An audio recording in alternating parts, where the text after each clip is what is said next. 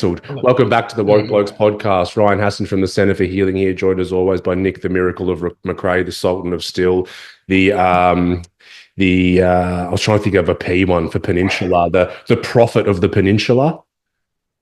Oh, thank you, the masturbator of Mexico. The flagellator of Frankston South.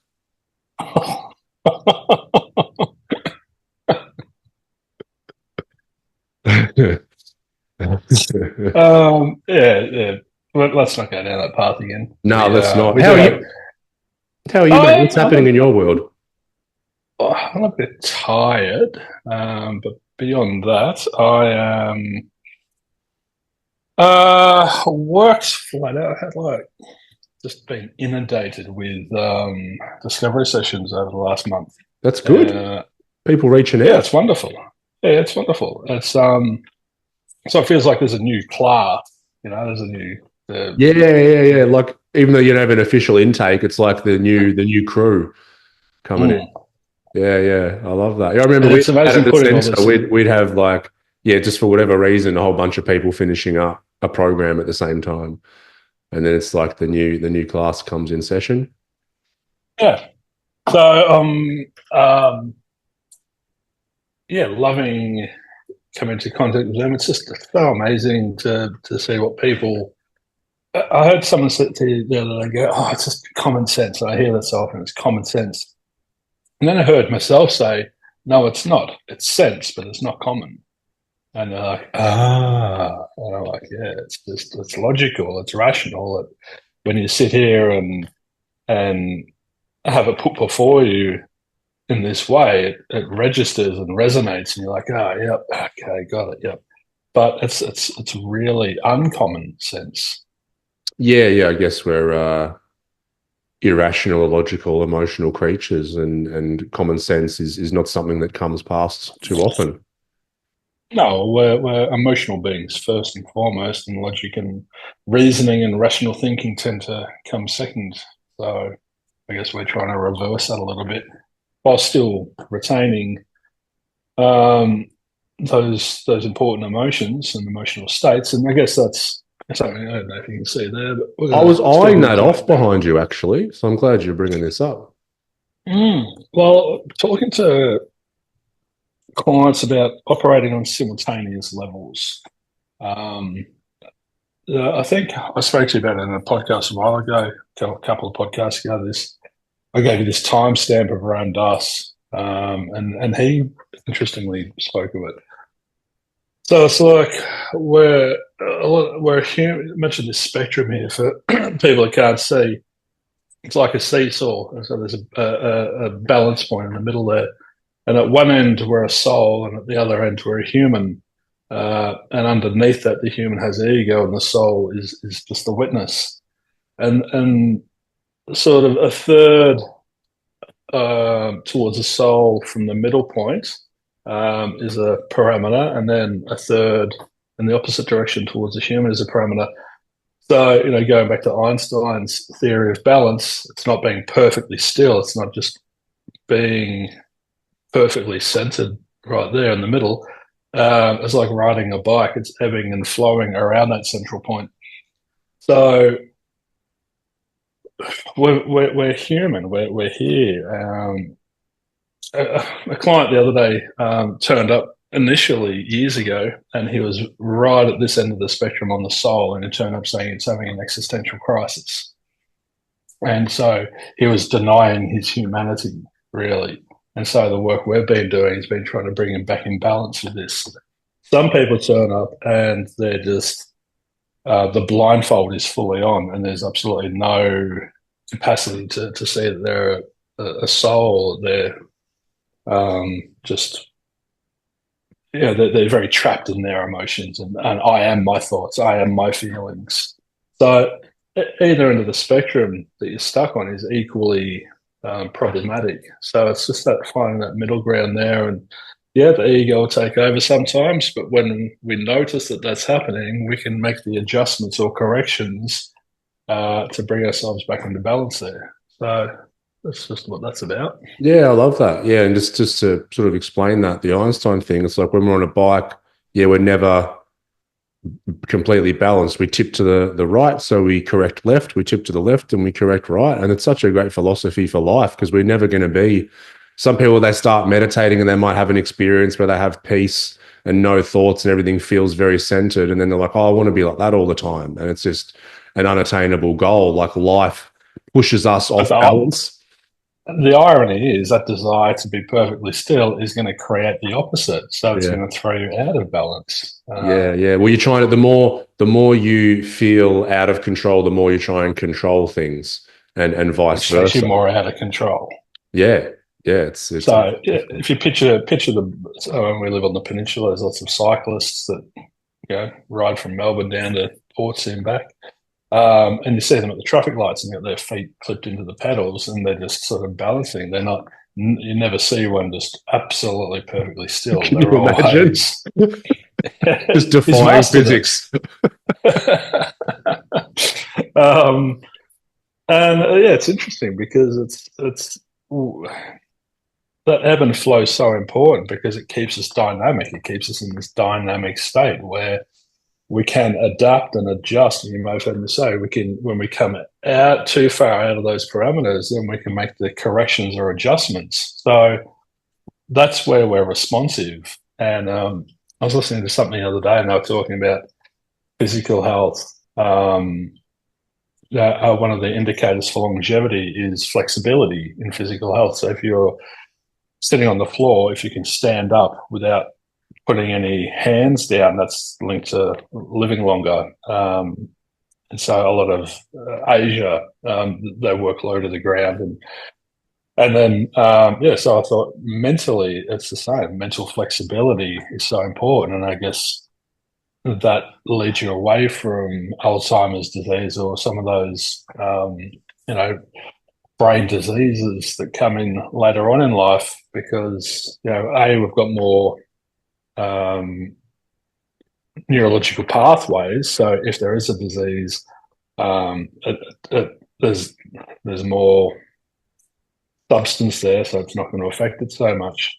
But then we've got the neuroplasticity, so we've got that flexibility to adapt. And you see so many people get locked in their ways and trapped in their ways. And when I was a lad, and those people become just super rigid. And so having that awareness that that's problematic is important because then it puts us in a position where we can go, all right, I've got to be adaptive. And we're going to touch on the political circumstances in the US a bit, and there's lots of rigidity there. Yeah, well, that's just two people on either end of this seesaw you've got here, just you're trying to yell at the other one and tell them they're wrong. But just an example of as I'm looking at that seesaw, it's we can have if we're down that ego and human part too much, then we get lost, we get angry at, let's say, someone or a situation, and then that turns into days, weeks, months, and even years where we're still just lost in our emotions and blaming other people and all that, and not realizing that we're much greater than just this human. And then the other side of it, which is really interesting, it's like we're like, oh no, I'm a soul, and all this is fleeting, and when people stop looking after their body and their relationships and all the things that we're here to experience as a human being because they're stuck and they just want to meditate and merge with God or source or whatever it is. And like you said at the start, both are quite problematic. Balance is like the number one word, like overarching theme of all the sessions I've done with clients and all these talks. It pretty much always comes back to balance. Absolutely. But so you can see the simultaneous, I'm a human and a soul at the same time. And that's where the simultaneous level comes in. I can, I can be unsettled on the surface, but be at peace with being unsettled. I can be sad, but content that I'm sad. And if you're only operating on one level, that's where you're going to get trapped, and that's where you're not free to sort of keep moving forward. That you're going to get stuck. Yeah, and if you don't like the word soul, it's like just Nick's got witness there. You can call it awareness, consciousness. Like you're conscious, you're aware of you're having an experience as a human being. So you can be aware that Ryan's angry or Ryan's sad. And it's like, can that consciousness, can that be okay with the current emotional state of the human that is us? And the problem with going from operating at either end of the spectrum, that's black and white. It's good, bad, right, wrong, positive, and negative. That's where the rigidity comes into it. There's no middle ground. There's no what's the word? Compromise. There's no. Oh, yep, I can see your good qualities, and I can see your good qualities, but I can also see the problems there, and I can also see the problems there. Um, yeah, it's looking at all of it in its entirety. You're simultaneously a good and a bad golfer. You're not a good or a bad golfer. You're not even a golfer. You play the sport or the game of golf, and literally put on your golfing hat sometimes. And within that, there will be times where you hit wonderful shots and times where you hit putrid shots and everything in between. So if you just look at things through that black and white, it's good or bad, or I'm at that end or that end, or I'm democratic or republic, or that's the divisiveness. That's where sexism and racism and all the isms and all the hatred and all the because it's all ego. It's ego contracting and saying it's me versus you now. Yeah, and it's unfortunately such a that's a real pandemic, isn't it, in humans, is that we seem to throughout our history, we can't seem to break free of that. You know, COVID itself caused a lot of division. We've just had the US election, and that's my God. Like it's, I was saying before we jumped on, like one of my friends was just posting, you know, Trump won and RFK's in on his team, and RFK is all about natural health, you know, and looking after the health moving forward, getting toxins out of the food, stuff that just makes complete and utter sense. And my friend was just posting saying that's great. So that health looks like it might be in the right direction. And he got bombarded in his inbox by people. I can't believe you're a Trump supporter. Didn't know that about you. What's wrong with you? It's like, man, can I not have an opinion? Don't make an assumption about me as well, just because I care about emotional and physical health. But that's the ego. The ego's kryptonite, as we've spoken about, is difference. So if whoever's commenting is I'm for this person and not for that person, you can hear the attachment. It's a aversion and a desire. I desire this person to be in that role, and I don't want that person to. I have an aversion to that. So as soon as so the ego creates these very tight parameters of perfection, and anything that happens within these tight parameters is perfect. Anything that happens outside of those parameters is a threat. So Matt's comments was a threat to a lot of people's ego's perception of perfect or definition of perfect. So that's where they go on the attack and try and rip it down. But you know, Robert RFK has some wonderful policies, but he's probably got some shitty policies as well. So it's too easy just to get caught in that trap of you are good and you are bad, or you are right and you are wrong. It's like, and it's a system. Like the system is designed to create problems. It's like it's probably only one person can be in power. Like that's such a weird concept if you step back and look at it objectively. It's funny that we call it like black and white as well, like just the two options. It's not like, you know, red, purple, green, or yellow. Like, because I remember doing some reading, I'm remembering a while ago, every country that becomes a democracy and it lets the people elect, it always starts with a whole bunch of representatives who could be elected. And then it doesn't take long before eventually it just becomes two. And you can have little independents here and there, but they're never getting elected. It always becomes the two, which is like black and white, good and bad, whichever side you're on, where you look at it. It's really interesting. Elephant and donkey, red versus blue. It's funny how it all just dwindles down into those the tribes. This is our tribe, and that's your tribe. I guess it's just easier to label who's wrong when you're right, because it says I'm on this side, so the other side's wrong. And that's why we call it lazy at Myndfit. It's just like that's lazy language. It's just too easy. It's effortless. Just you're not actually involved. You're not there being present and conscious and mindful and deliberate. And as soon as you're not present, as soon as you're in your emotions and acting on those impulses, then, you know, because you're getting driven by cortisol and adrenaline. Like that's not going to end well. No, it just ends in getting angry, resentful, frustrated, creating conflict, or all of the above, you know. So yeah, but then whenever, you know, it's like once the COVID division started to die down a little bit, then there's the election division started, Israel Palestine division. It's just the next thing just comes along. The moon landing division, like it's just you will grab at anything to create division. Yeah, yeah. Stop it, everyone.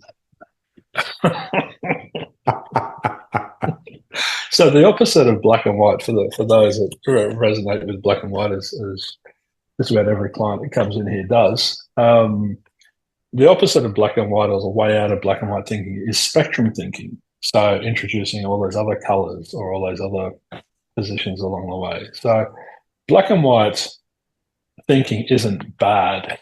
Don't want to look at a distortion through a distorted lens, because we can use black and white thinking constructively. Sometimes I use it, but I'm very mindful and deliberate. If a client is really trapped in this narrative, or they're really just on this tangent or whatever, and it's just they're all over the place. If I start using spectrum thinking, that's just going to add to whatever. So I need to use black and white to cut through. And I'm like, right, where are you now? What's happening now? And I need to be very specific with them to limit all of the options, because too many options creates a lot of anxiety for people. Mm-hmm. Yeah, that makes sense. It's like we just want to probably in our life keep black and white, but include all the other shades and everything as well. Well, you use it consciously. Use it when it's appropriate to use it, when it's going to create something constructive. Don't use it to, it's so what we talk about the constructive and destructive path, and we use America because it's, you know, front and center at the moment. They're trying to construct a democracy and construct a country where everyone's happy and healthy and blah blah blah, but they're going about it in such a destructive way, as I guess every country is. It's just there's not a lot of. I think Ram Dass was talking about it when he was speaking to a politician and friend of his, or a reporter, and he said it's interesting that no president has a objective advisor. You know, he doesn't have a sage or a wise man in his corner, to sort of offer any resistance or anything. Everyone in his corner is like, yeah, let's do that. There's no one there sort of creating any resistance, which I think is problematic. Yeah. I don't know how you'd work that into the current system, though. Everyone just go, well, that guy should be president if he's the boss.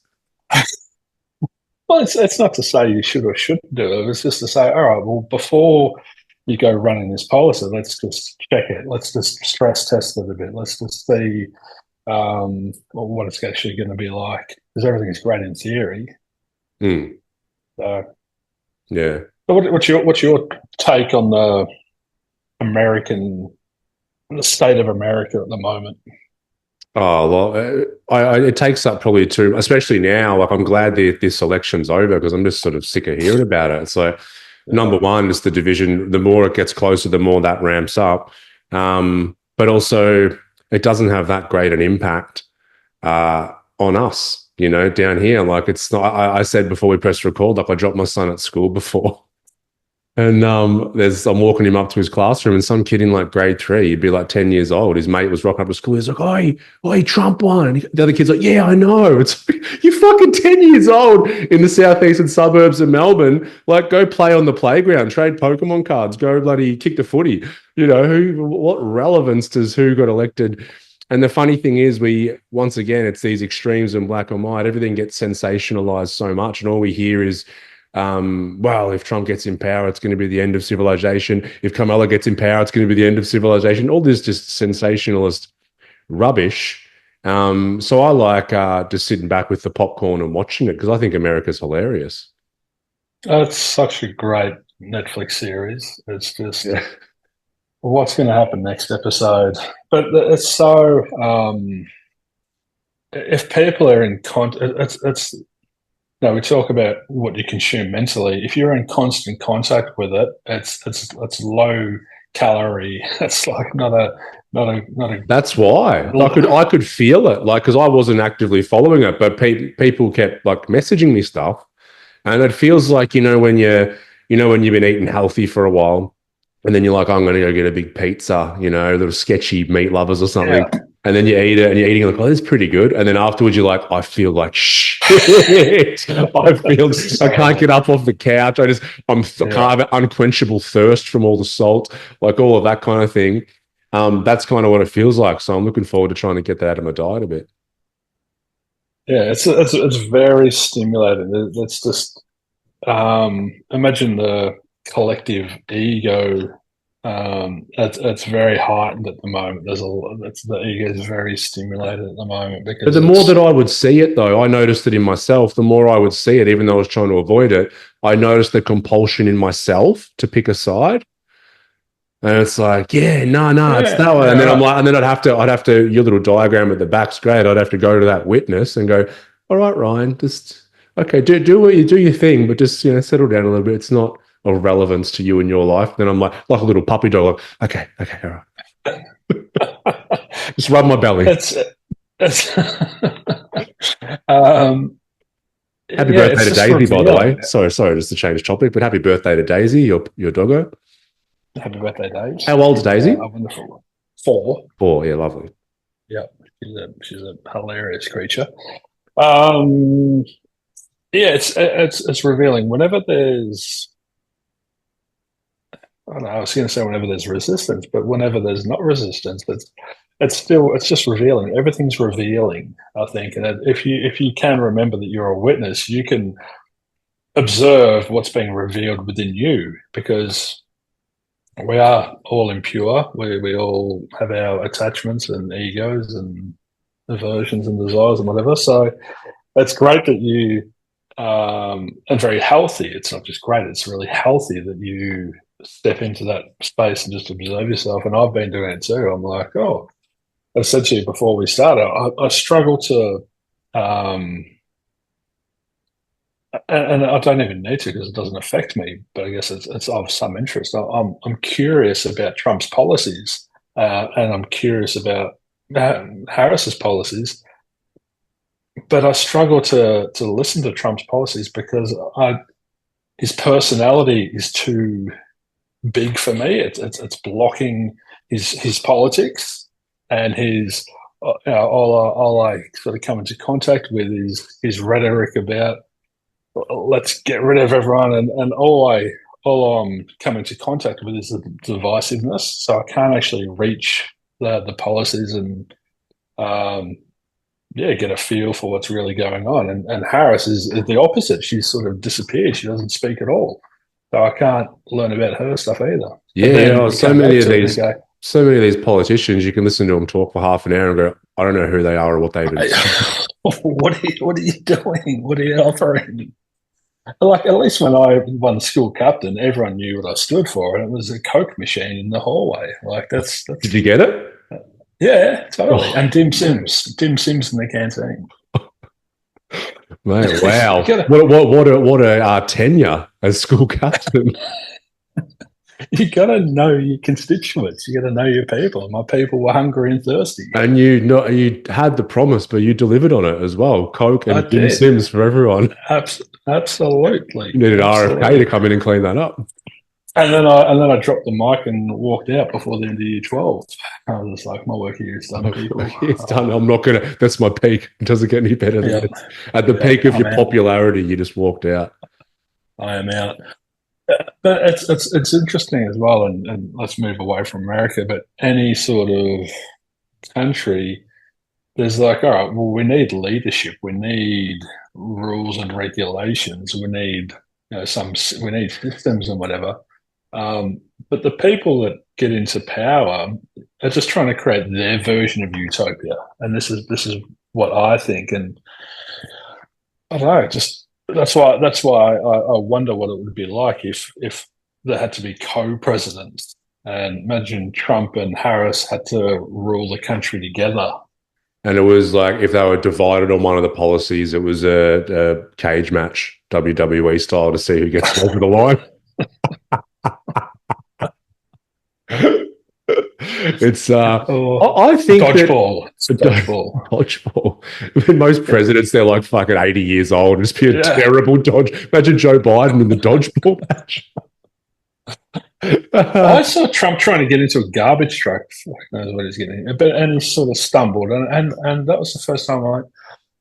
So another old white dude, like, why, what's this trend? Why wasn't there someone young and healthy and vibrant, male or female? Yeah. Well, look, he's without getting into it, his vice president's only 40 years old. He seems to be that young whippersnapper, young go-getter, young millennial. 40 is pretty young, isn't it? I feel young, apart from my wrist. What was I going to say? I think on a big scale as us human beings, I still think we're in the infancy of trying to work out how to live in large-scale societies. Oh, hang on, let me digest that. Like we are so I think we are in our infancy of trying to figure out how to live in large scale. Yeah. Yeah. So like we worked out, through thousands and thousands and thousands and thousands of years how to work in these groups of 30 to 100. And everyone had a role, everyone knew how to contribute to the tribe, and that it wasn't perfect, but everyone had a purpose and a place. And now all of a sudden we have someone being elected to oversee 350 million people and have them not riot and start to to create their own societies and all that stuff. I think that's a difficult task and one that we're not particularly good at or sure of yet. And that's why most countries have nuclear weapons aimed at each other, that at the press of a button, we've got nuclear war and that kind of thing happening, because we just don't know how to get on in large-scale societies. That was one of Trump's policies, I think. I don't know the inside, but an iron curtain. I think he wanted to create an iron curtain over America, an American-made iron curtain. And I was like, wasn't there another iron curtain somewhere in history? Maybe not the best. I reckon you might have been watching the opposition's news outlet if that's the wording they used. No, I think that was footage of him saying it. I don't know who. Yeah, right. What the source was, but he said he wants this iron curtain of nuclear missile protection thing over the whole of America, but it's going to be American made as well. Yeah, like there's an the iron curtain rings a bell from somewhere else. Yeah, well, I don't know, but I know that countries have trouble in themselves, and then our countries have troubles with each other, and it's just a weird thing having 8 billion people trying to not go crazy at each other. Well, I think what I was getting at with the iron curtain thing is you can hear the anxiety in it. It's whatever it's called.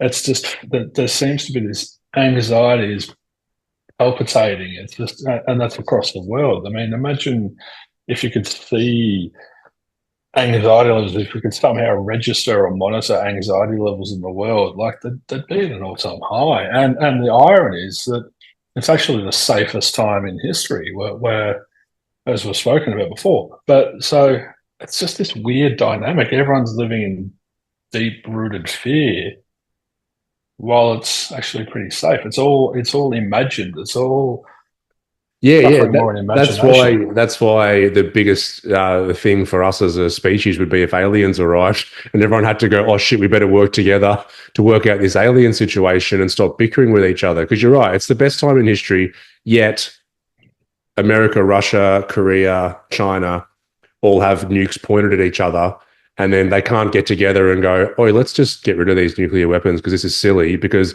they don't trust each other to do it. Because then they're like, oh, well, if I do it and someone else doesn't, then we're now vulnerable. So it's fear and anxiety, exactly what you're talking about.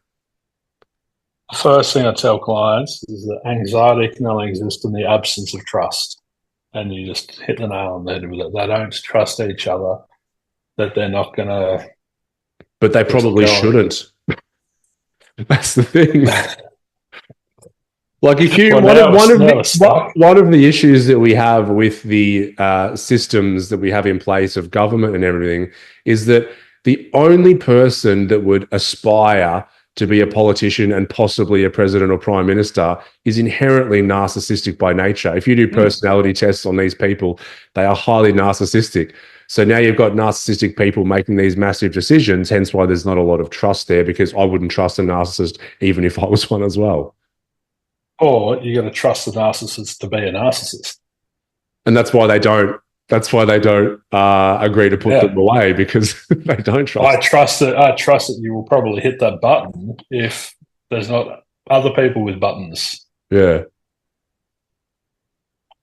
We can only have peace on earth when we have peace within ourselves.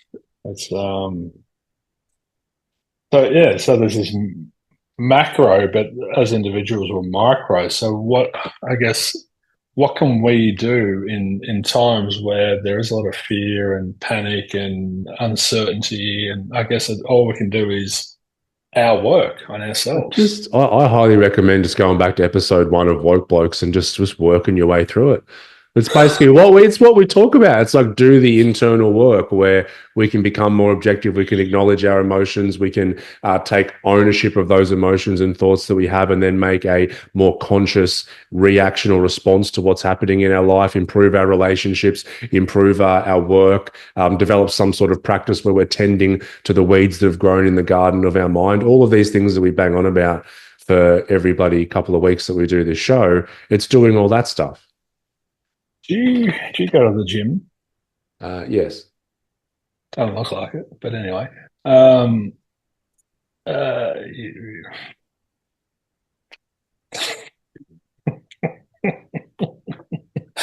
those that don't go watch that on YouTube, please. Ryan just literally flexed both arms and then kissed one of his biceps. You should run for office. It'd be great. No, I think sometimes, sorry to cut you off again, I think sometimes that I want to at some point get into policy, particularly around addiction and everything. And then when I start to dip my toe into what politics looks like, my whole body just goes, please, Ryan, don't. I throw up in my mouth, because I too would. I just wonder what would it be like if a person started offering, peace, love, and mung beans, and I think it would be rejected. There'd be, because the people ultimately don't want peace, and that sounds weird. But well, you spoke about adrenaline and cortisol earlier. So the vast majority of populations all around the world, unknowingly or not, are addicted to adrenaline and cortisol. They want activation, even though we drama. I want definites. I want to be told that extreme things. That's exactly how the way things are. Like, look at, even social media. Like, all these posts that get the most attention is like this insanely complex topic, right? Like, really, like the world that we're in is like mental, emotional health. I do with trauma, all that, really complex. And then someone does a little, square graphic with one sentence and said, this is what mental health is. This is what trauma is. And that's what gets the most stuff, because people want definite answers. And it's hard to go, it's so much more nuanced than that we can't be just saying. They want controversy. And that's why so many social media posts that are being deliberately, what's the word again? Is it controversial? I guess so. They're being openly and deliberately, oh no, it's not this, it's this. I keep seeing ads for the Livin app or whatever, and I've had to find a way to press a button and say, stop showing me these ads, because it's just, I feel sad because they're just using real emotive sort of ways to try and attract people. I'm like, if you're doing that, then there's not a lot of substance to your brand. Yeah, I've seen. I'm a big fan of Russell Brand. I really like him. I think he's hilarious, but also I sort of like his journey and what he stands for. But I've noticed him, gather a lot of popularity and becoming like a alternative news outlet. But I remember him years ago just hanging so much shit on mainstream media about clickbait headlines. And now pretty much every time a video of his pops up, it has such a clickbaity title and everything at the start. And I'm like, you've become exactly what you were shitting on all not that long ago. Has he ever been on Rogan? Yeah, a couple of times. Oh, is he? Yeah. Was that interesting? Have you listened to it? Yeah. It was one was many years ago, and one was maybe a couple of years ago. Yeah, really good, really entertaining, Okay. and really good. Yeah, I was just wondering how their dynamic would have been, and whether there was sort of a lot of similarities or not. more similarities. He actually, I'm remembering now, the first time he went on Rogan's podcast, Rogan was like, man, because he's such a good, Russell, just get on a fucking rant, and he goes, you should do a podcast, and he literally started his podcast Ah, on his advice. Yeah, all right. Do you want me to show another little thing that I showed clients? put it away.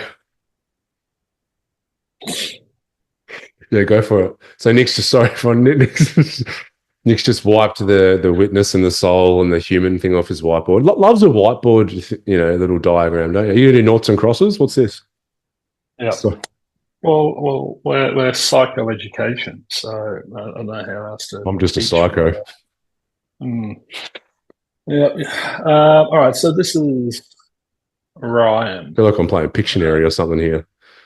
So I've drawn sort of two parallel lines, a couple of inches apart. So that's Ryan. It's like a cup. And then this is, let's say that's Mel. So I don't know if Mel's going to be happy with your depiction of her here. So in the middle here is where the similarities are. So just for everyone listening, Nick's done like a U, a big U and then an inverted U for Mel, and there's parts of each of us that are separate and parts of us that are together. Yeah, so it sort of looks like cricket stumps now.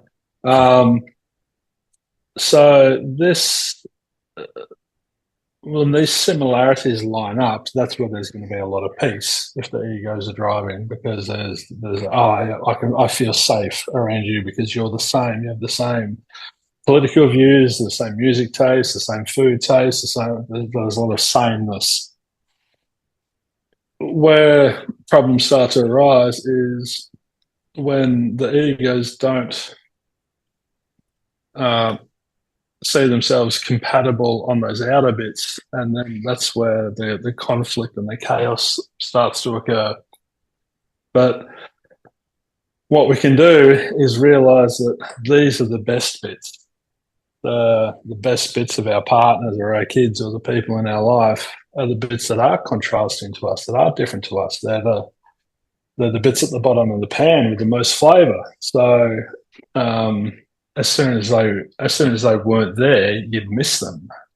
That's the irony. So we've got to learn to love these bits while they're here, not when they're gone. I tell him that she's helping hundreds of people because I keep sort of using her as an example. But one of them is that she'll pull the blinds all the way, 7 feet down, but it's an 8-foot window. So 7 feet of blind is down, there's a foot left down the bottom. And, that used to drive me mad because it was different. Why? Just pull it all. You've already done the hard work. Just go that extra foot. But now I heard how my ego was looking for itself in her. And then now it's just like, oh, cool. If she wasn't here, I'd miss walking into the room and not seeing a blind a foot off the ground. Yeah. That's the favorite part of my day now, is to walk in and just close the blind a foot. Yeah. Love those parts. I love that. That's so good. Yeah. D. Martini says that his definition of love is seeing the complementary opposites and accepting that for what it is. So whether it's a human being or just a situation in general, it's seeing that there's, as us as humans, one of our distortions is preference. I prefer things to be one way or the other. And we can say, well, I prefer if my partner's this way and when they're not that way. But that's all distorted. But if I can see the wholeness of them and just love and accept that, then I'm not trying to change them anymore. And that's really beautiful. I played that out, what you're saying, when Tommy was young and he just didn't sleep through the night till he was fucking 2 years old. And it was really rough. And then I'm like, I'll just fucking go drive off and stay at a motel for a fucking month or something. And then I'd play it out in my mind. I reckon after about 2 nights, I'd be looking at pictures on my phone of Tommy going, oh, I miss him so much. And you've just dumped Mel in it and left Mel to fend for herself. Yeah, it was just a thought that I watched. It wasn't a yeah, no, naturally, but a lot of people have those thoughts because it's like it would be more convenient for me if you were doing X, Y, and Z, and that's when you can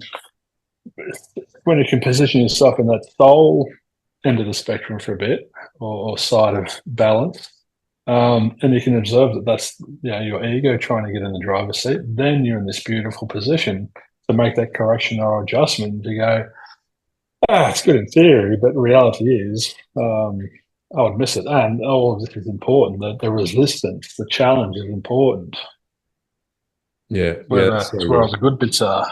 Yeah, well, as I loved your analogy, the little bits at the bottom of the pan, Well, they're the best bits, and people throw them out or just discard them just a little bit or of red leave them. wine, just get them off, and all. Yes, and you make the most beautiful gravy with it.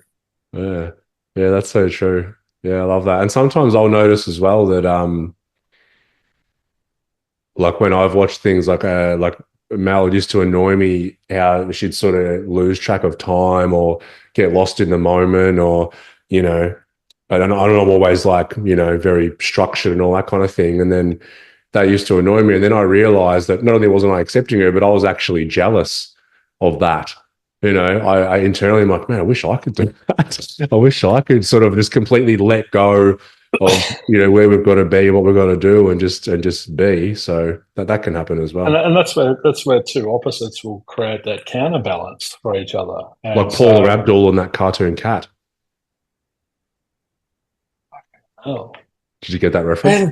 did you pull that from? Because Opposites opposites attract. attract. Jesus Christ, I had to pull open some drawers to find that one. Yeah. Well done, well Thanks. done. Cheers. Yeah, you've just had it sitting there waiting for I've that been waiting moment. 25 years for that. 130 episodes. It's throwing me off what we're talking about now. I had a joke with them the other day, and I said, "You don't know it, but you're actually helping me to live longer." And she said, "Why?" I said, "Because we played this amazing game, and she's not even aware that she's a participant. We've got a cupboard and a fridge. The sauce typically lives in the cupboard. I'll come home one day, look for the sauce.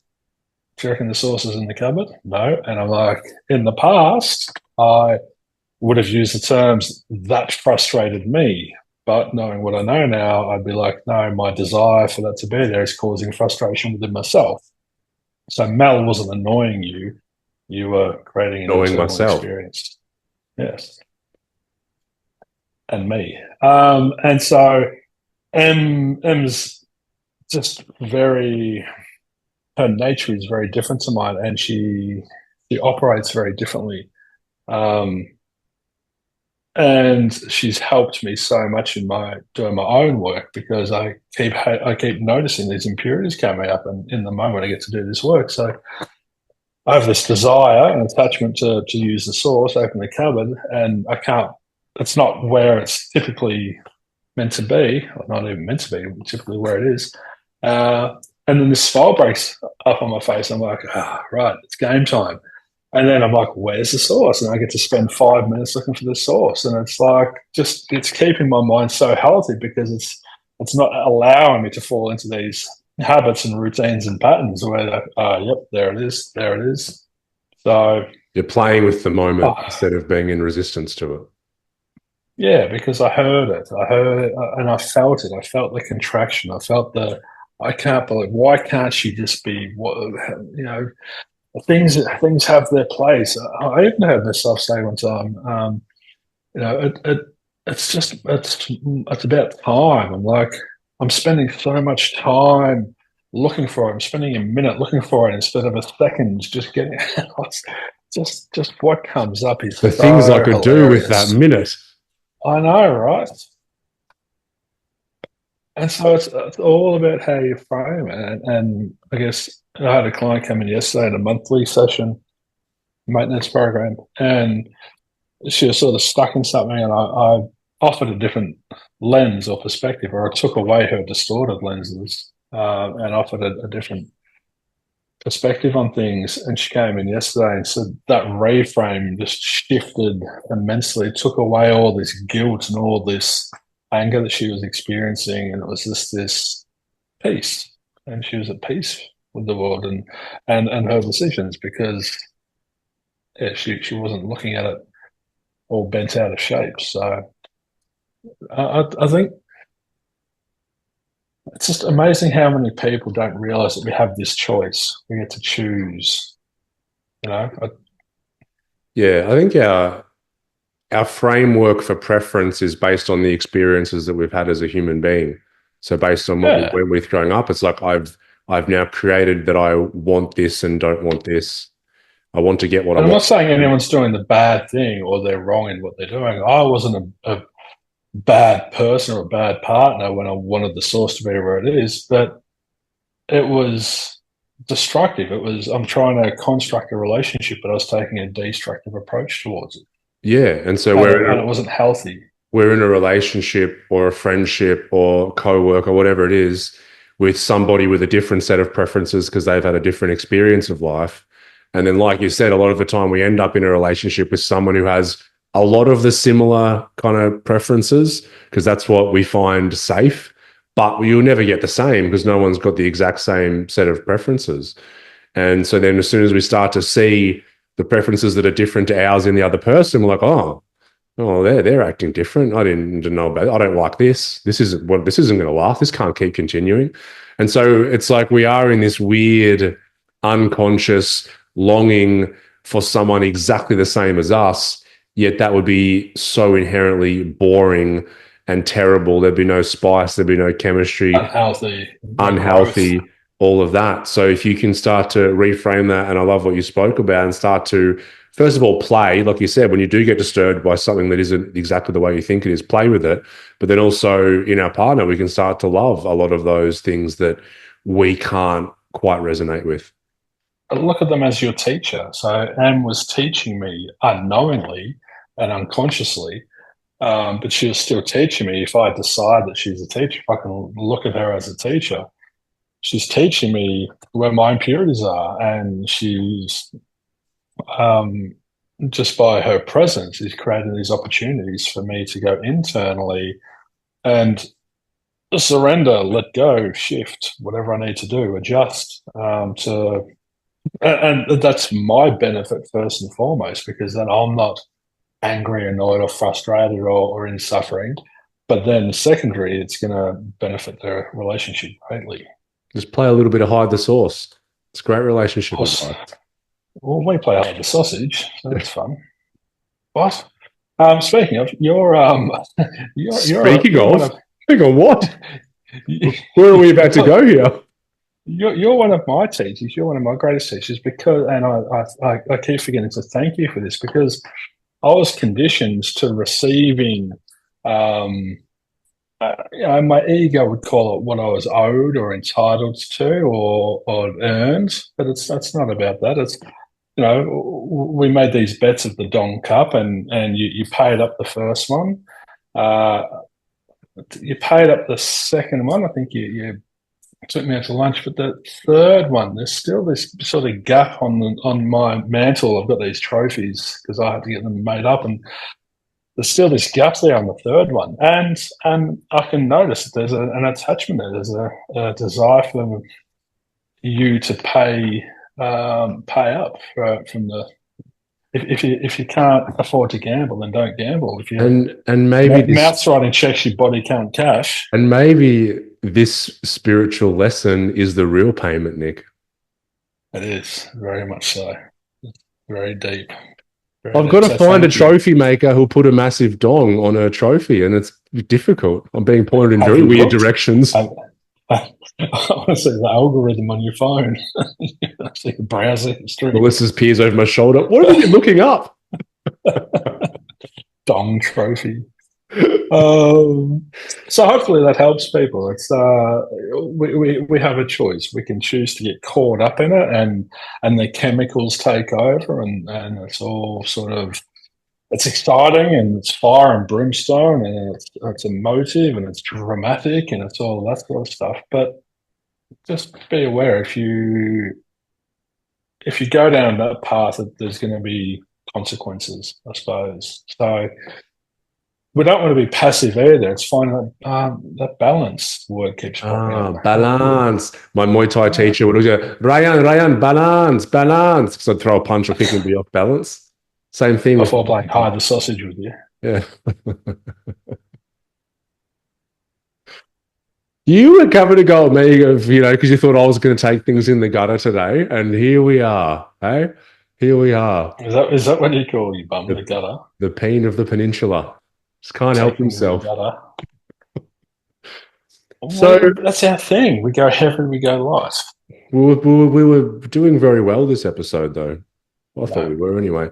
So yeah, I think the overall it started with you jerking off in Mexico and with a Mexican voice. that was before I pressed record.